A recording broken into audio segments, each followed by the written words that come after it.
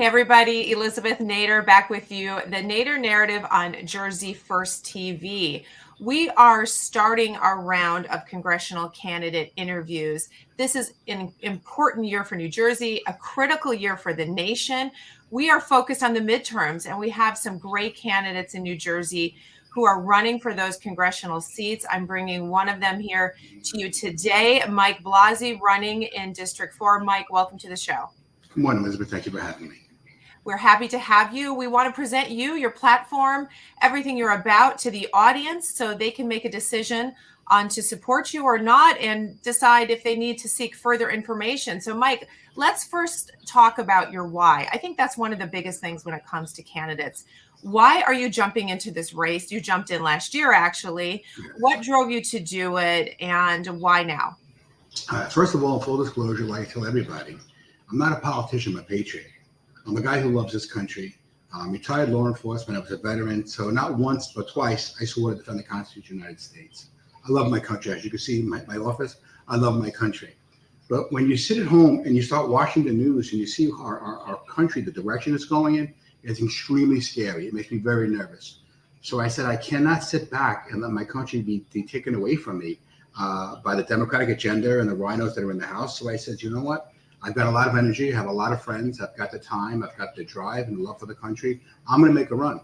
And I'm not naive to think that I'm personally going to change the world. But if I get a voice in there, that makes a difference. Every voice is important. Yes, every voice is important. Now, your district, District 4, Right, obviously has an incumbent who has held that seat for quite some time, Chris Smith, who is a Republican. So you are actually in a primary with him and a few others. That's kind of a different decision. You are first needing to beat an incumbent Republican, and then, of course, you need to go for the seat. So, Mike, tell us why Chris Smith? Why do you feel like it's time to replace him? Okay, well, let's start out by this. If you're a true Republican like I am, and you love Donald Trump like I love Donald Trump, we believe he's the leader of the party. And if you believe Donald Trump's the leader of the party, you have to follow his beliefs. Donald Trump publicly, by name, called out Chris Smith and challenged people to primary him because he's not a person that Donald Trump wants in the House. And if he wants Donald Trump back into the White House, he wants to make sure his house is full of people that he can trust, not rhinos and Democrats. So that being said, 20 years ago, Chris Smith was a different guy. I think he's changed. His voting record has really been less than admirable.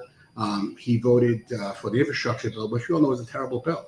There's less than 10% is for infrastructure. That money does not go directly to fixing roads, and we still have an excess of money in our budget that has not been fixed by roads. So these are the kind of votes that are really affecting us. I mean, you don't cross party lines and bring a bill in which you only 13 Republicans cross. So I think that being said, I think it's just time for him to go. He's been voting $400 million for a COVID tracking bill.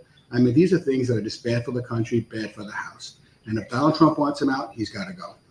So Donald Trump has called him out specifically. Now, the term rhino has been used for a while, a lot. It's been tossed around. What does that term mean to you? It's Republican name only. That is somebody who's ultra establishment, who calls themselves a Republican but doesn't possess the Republican beliefs, the original Republican beliefs. That's somebody who will make deals with Democrats on the side for personal gain. Me personally, I'm walking into Congress as an upper middle class guy. I'm walking out the same way. If you walk in and you come out a millionaire, you didn't serve the people, you served yourself. Yeah, well, we see a lot of congressional leaders go in, as you say, middle class and come out somehow inexplicably millionaires. So let me ask you about your district, though. Chris has been serving there for a while. Do you think your district sees him as a rhino? Do you think your district is ready for someone new in Congress and ready to tell him, thank you for your service, but your time is up? I think so. So as you know, our district and most districts have been redistricted. So it's a large part of our district, which is Southern Ocean County, who he has not represented in the past. So these are the people who don't know him, don't know me. It's time for them to do their research. You want to do your research and see what's going on. I think after 42 years, if you didn't make Speaker of the House or if you're not really popular, you're not doing your job. Because for me, a congressman is a representative of the district. And the fact that he hasn't lived in the district for 42 years, the fact he hasn't held a town hall since 1992 tells me he's out of touch with the district. We need someone who's going to listen to the people of CD4, bring their message to the House and vote on their behalf, not vote for special interests or special PACs like Chris Smith has been doing. Absolutely. All right. So I want to know more about your background in terms of how it affects you looking at policy and how you would vote as a congressman. You have a military background, law enforcement background. How does that change your view of the world and how you would vote in DC?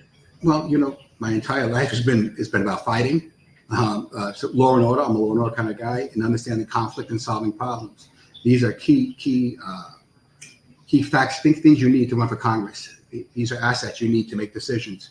I've been life-threatening situations. I've been in domestic situations. I've been in political situations, and I think that you learn to think a certain way. And obviously, there's always a way to figure things out. I'm not a snap reaction kind of guy. I'm a think about it, chess player kind of guy. And I think that's going to be advantageous to me sitting in the House. So let's fast forward to next year. You're in Congress. What is your agenda? What is your platform? What are you fighting for in bringing your own brand to DC? Okay, so first of all, at some point, we're going to need a voter integrity bill. Elizabeth, I think everybody knows the 2020 election was less than, it's called rigged. It was a fraudulent, okay? And we need to get some kind of established voter integrity bill where I think that everybody should be reporting to the county clerk. So God forbid someone passes away, the hospital, the morgue should report to the county clerk. If somebody moves, turn their driver's license in, the DMV is required by law to notify the county. If someone buys or sells a house, the realtor organization is required to notify the county clerk. Will it stop all fraud? No, but it'll bring it down a lot, make it a lot harder. So people today have more confidence in voting. And as you know, a lot of people that I speak to, Mike, why should I vote? My vote doesn't count. But it will count. If you just give up, they win. So I say get out there, vote in person, and make sure you vote. And if you're not, volunteer. We need poll watchers and poll checkers. If you're that concerned about voting, go volunteer. It's one thing to complain, another thing to have action. Right. So let's stay on voter integrity for a little bit. Actually, Pelosi has been trying to federalize the elections, which if you read the Constitution, doesn't really fit with what our founders saw. So your efforts in DC, not to federalize, I'm assuming so. So you'd be HR 1 is horrible. Right. So you'd be encouraging the states to put all of this in place and supporting their desire to do so, not looking for DC to take over the elections. That's correct. I think each individual state should have their own voting process according to the Attorney General. That's the way it's been set up for years. The government, again, as you know, there's too much government in our life as it is.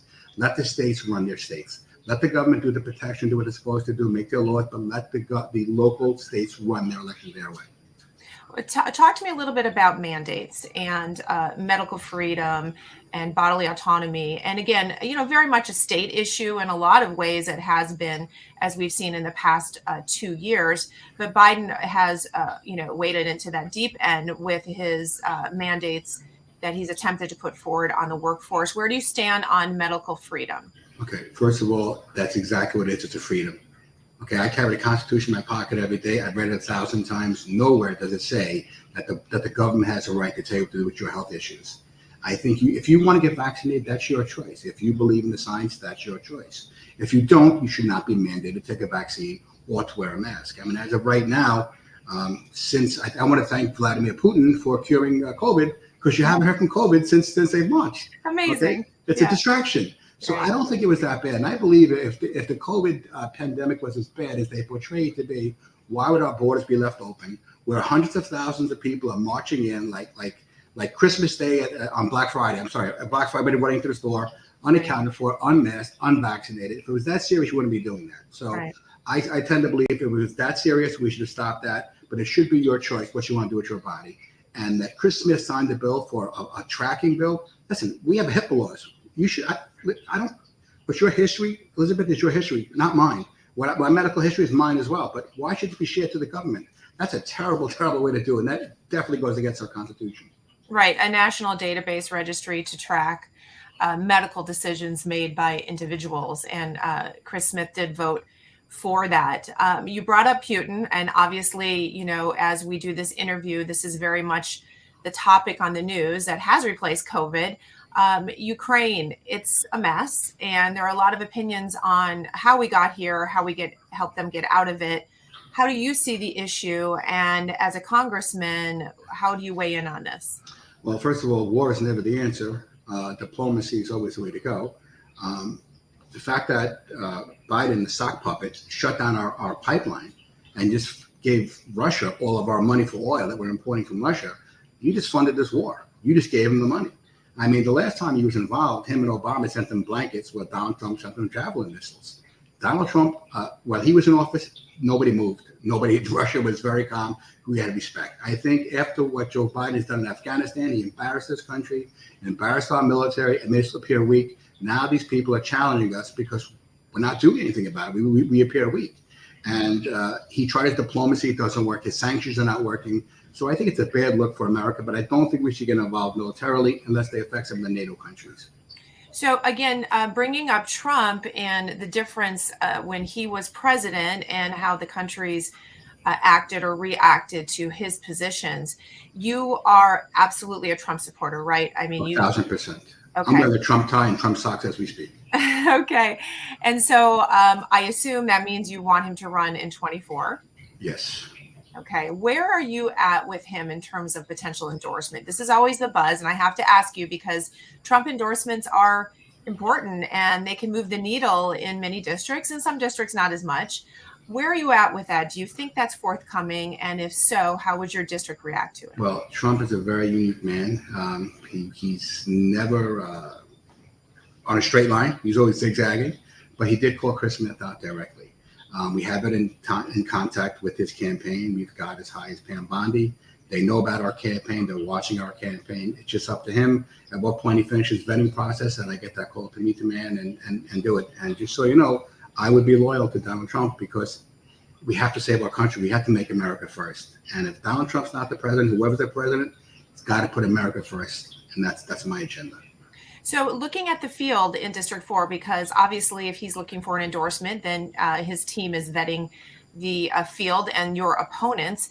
How do you describe your difference with some of them? Because we've got several now that are running for the primary in your field. So how do you differentiate yourself? Well, first of all, I should always vote for the veterans. You know, if I put my life on the line for the country, who's going to defend the country best and act best for the people? Second of all, my law enforcement background. I'm a business owner for 20 years. I live in the district. I know the district. I have a little more life experience than some of my opponents. You know, I'm running my campaign myself, my way, with my campaign manager, Dominic. You know, I'm not having people run my campaign for me. I'm out there. I am raising my own money, and I'm meeting the people on a ground game, and that's what's important. I think that people want to meet the candidate. I mean, social media is great, Elizabeth, but you could do social media all day. I'm at ShopRite. I'm at Home Depot. I'm answering questions, meeting the people, because that's what a representative does. He listens to the people and he represents their needs. So I think that boots on the ground game is really going to separate us from our opponents. I need to ask you about Mike Crispy. He has a Roger Stone endorsement, and a lot of people are looking at that and wondering if that's also an avenue for Trump. So can we talk specifically about how you are different from Mike Crispy and how you see his campaign? Well, you know what? Everybody has their own campaign. As long as you have an America First agenda, that would be fine. Mike Crispy, he's a nice guy. I just feel like I said, at this point, Roger Stone is running his campaign. Once he's in Congress, Roger Stone's not going to be there. So does he have the life experience? I really don't know. You know, he's a broadcaster. He meets people. But, you know, I think it's about life experience. When I was in my 20s, I had a rucksack on my back and an M16 in my hand. I wasn't on the internet. So I think he's got the right idea, the right heart. He may be a little young right now. I mean, as long as he's going to be an America First candidate, that's all I could say. Whoever's got to get in there's got to take out Chris Smith, and it's got to put America first. Has got to listen to the people, live in the district, follow the district, and support the Constitution. Life, liberty, and pursuit of happiness. Yeah. So let's talk about the district, because you're out there. You said I'm at the grocery stores, I'm at the gas stations, I'm wherever they are. So obviously you've been talking to a lot of people. I'm assuming you're already door knocking, having events. What are you hearing from your district? Are they understanding that there's a need for change, even though you have a Republican in the seat right now? What are you hearing from the people? Okay, so the people themselves want change. It's the establishment, some of the GOP meetings that I go to that are just so lockstep with following, you know, what they've been told to do. Listen, they've been trained to, like I said, I'm on the right. I believe you're on the right, Elizabeth. Most people are on the right. Don't vote on the left.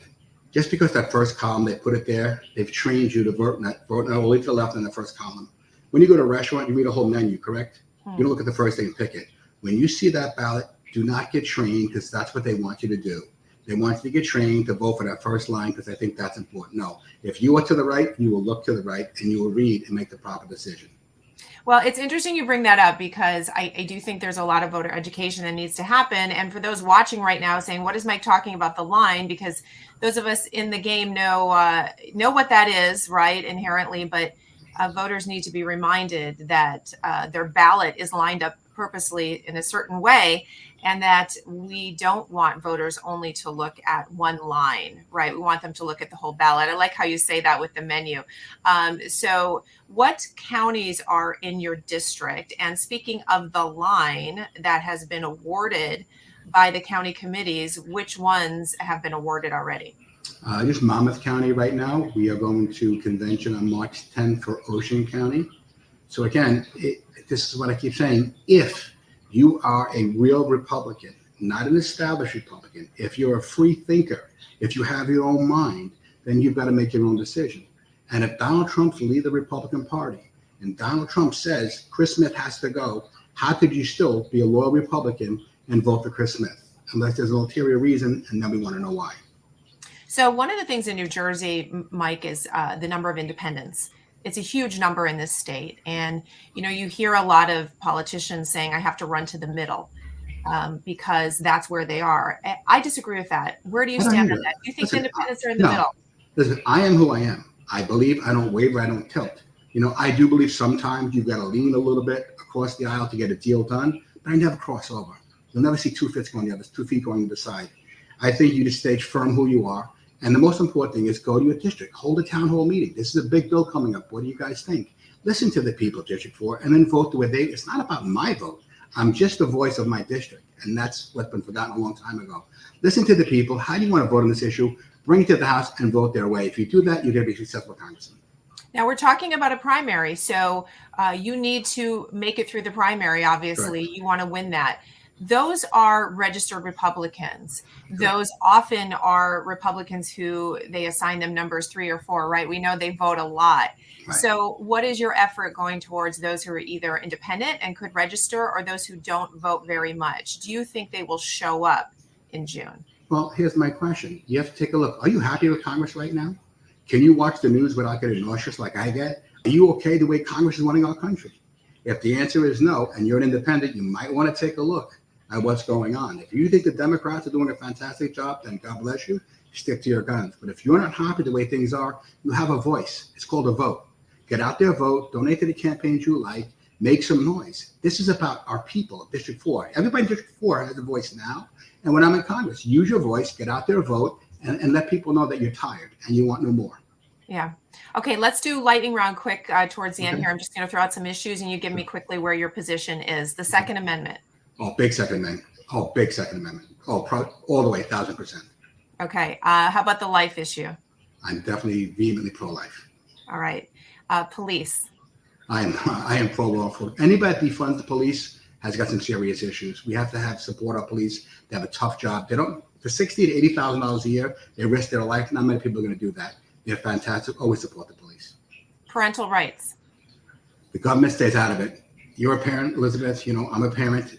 We raise our children the way we think is best. The government stay out. Let them worry about their own issues. Let them worry about what's going on overseas on our border. Let us as parents, let's take care of our own children.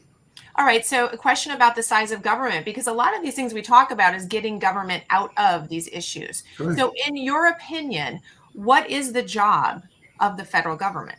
First of all, protect the people. That's the most important thing. Having our borders open right now, who knows who's walking over our border? At any point, they could be sending sleeper cells here, terrorists walking over a thing. Close our border. Elizabeth, do you have a door in your house? Yeah, of course. Is it locked every night? Yes. Would most people have a door locked at night? Correct. Then how does the government keep our door wide open and let everybody walk in? Protect the people, number one. Number two, worry about the safety, worry about the economy, worry about our military. Let me worry about what my kid has to wear a mask or not. Let me know what my kid has to eat. Let me worry about it. It's my job. You've got enough to worry about. Stay out of my business. Take care of our country. Make sure we're safe. And if our country's safe, it makes me easier to be a parent. Yeah, very, very true. Mike, thank you so much. Those are great positions.